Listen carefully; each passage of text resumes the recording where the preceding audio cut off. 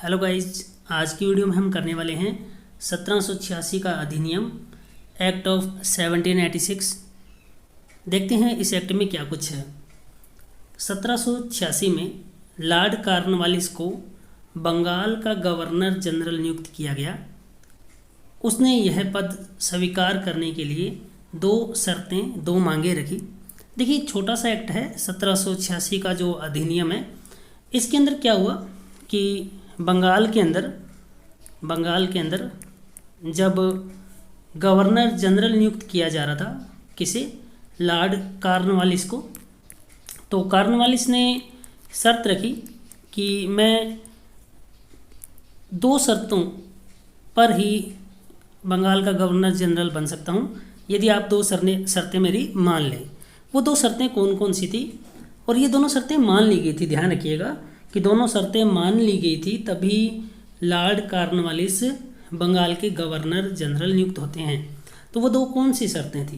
पहली शर्त, उसे विशेष मामलों में अपनी काउंसिल के निर्णयों को अधिभावी करने अथवा न मानने का अधिकार हो। देखिए क्या होता था, ये हो गया गवर्नर जनरल, और ये मान लेते हैं इसके 4 सदस्य हो गए, ये टोटल काउंसिल बन गई। तो ये गवर्नर और ये गवर्नर की काउंसिल। तो मान लो 5 सदस्य हैं, तो कोई निर्णय है, जैसे सपोज करो कोई भी निर्णय लेना है, मान लो कर की दर बढ़ाकर 15% से बढ़ाकर 20% करनी है, कर की जो दर है 15% से बढ़ाकर 20% करनी है। मान लो सपोज करो गवर्नर चाहता है बढ़ाना, और 3 सदस्यों ने क्या किया, ये कह दिया कि नहीं, ये नहीं बढ़ाना, और बाकी बचे एक गवर्नर और प्लस 1 सदस्य। तो यहाँ इन 2 का बहुमत नहीं होगा, इन 3 का बहुमत चलेगा। तो लॉर्ड कॉर्नवालिस ने क्या कहा, भी ऐसा नहीं चल सकता, भी मैं चाहता हूँ कि मुझे ऐसी पावर दी जाए। कॉर्नवालिस ने कहा कि विशेष मामलों में अपनी काउंसिल के निर्णयों को अधिभावी करने न मानने का अधिकार हो। यानी भी ये हो गया गवर्नर, और 4 बंदे इसकी काउंसिल में हो गए, और गवर्नर चाहता है कि टैक्स 15% से बढ़ा के कितना कर दें, 20% कर दें।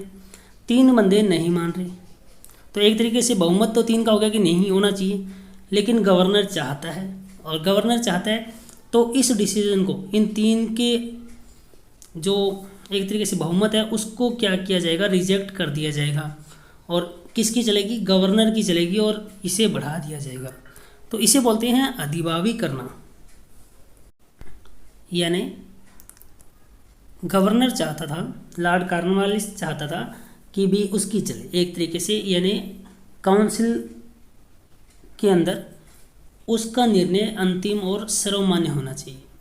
दूसरा, उसे सेनापति अथवा कमांडर इन चीफ का पद भी दिया जाए। मतलब काउंसिल के अंदर रहते हुए, सदस्य होते हुए भी उसे क्या दिया जाए, कमांडर इन चीफ यानी सेनापति बनाया जाए, सारी सेना उसी के अंडर में हो। और ये दोनों शर्तें मान ली गई थी, दोनों की दोनों शर्तें मान ली गई थी।